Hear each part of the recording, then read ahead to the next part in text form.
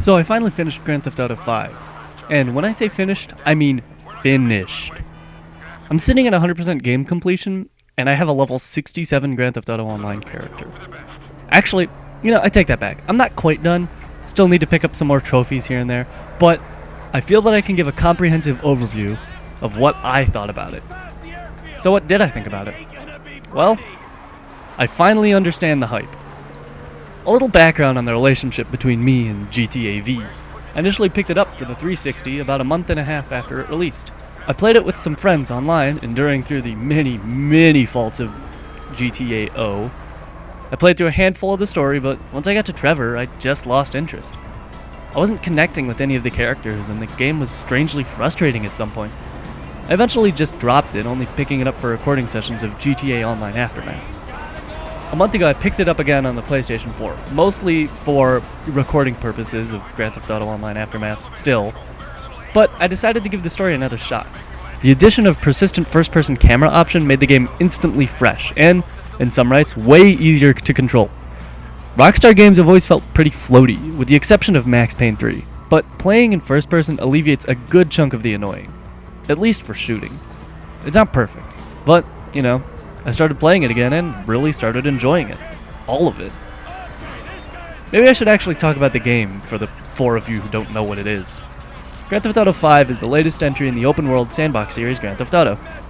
This latest iteration features three main protagonists, Franklin, Michael, and Trevor, that can be switched between at almost any point, unless the plot dictates otherwise. The gameplay consists of driving places, flying places, shooting people, and, well, that's about it. But it's the quality of it all. Driving feels pretty solid.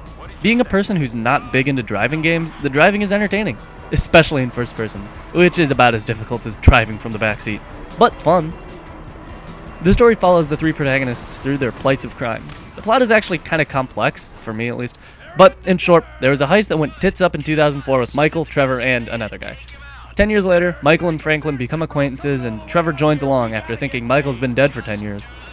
As they try to figure everything out and clean off their records for good, the three commit all sorts of crimes together, encountering a plethora of interesting characters and conflict. I comment that the main characters are unlikable, terrible people, and they are. Franklin is always getting into things he doesn't want to, then gives up on the whole notion of being a good guy, I guess. It doesn't really seem to be an arc of development. He just keeps getting into bigger and bigger shit, saying he always wants to get out of the hood, and he does so by committing more, even illegaler crimes. And he's just kind of boring. Michael and his family are all assholes with short fuses and awful tempers. Trevor is arguably the most likable character, kind of because his moral compass is weirdly particular. He's okay with stomping people's faces in, but being called a motherfucker, that's way over the line. What separates him from the rest is you get a sense that he's enjoying himself, rather than doing everything out of obligation. And, well, throughout the game, each character certainly gets their moments, and by the end, I did find myself enjoying them all. So what changed? Why did I enjoy it so much this time as opposed to last time? I'm honestly not too sure. Maybe I wasn't in the mindset to enjoy it before, maybe I had other games I wanted to get to, but this time? This past week, at least, playing Grand Theft Auto 5 is all I wanted to do. It was strangely compelling. The story had me hooked. But I wasn't necessarily blazing through that either. Doing some side missions were fun, even going to get collectibles at some points were fun, even though they were also incredibly annoying near the end. Well, why? I'd have to pin it to the world being so fun. There's no other way I could see it. I really enjoyed just driving around doing whatever. When I wasn't compelled by the plot, I was compelled by something else, some tangible goal, or just having fun. And the constant first person adds another layer of entertainment.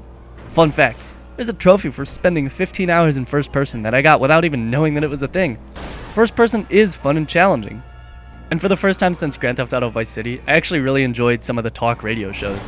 Chakra Attack is really funny, actually, so.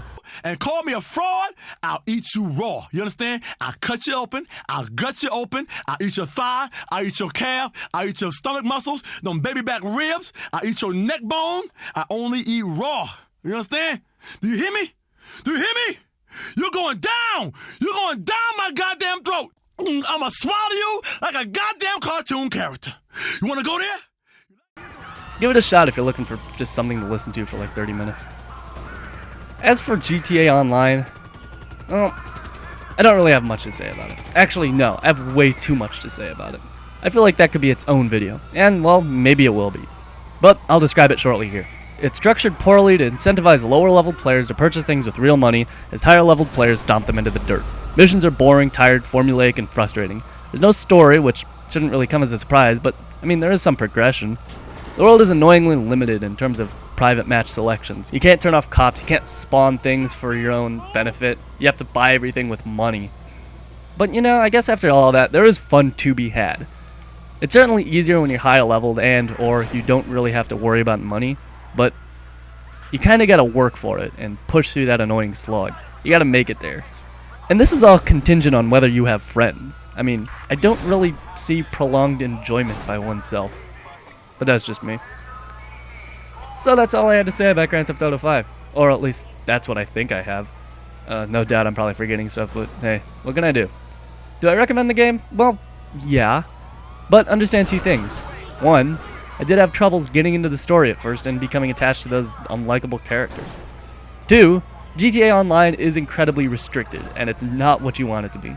Like, at all. But, for all its flaws, there was plenty of enjoyment had with it.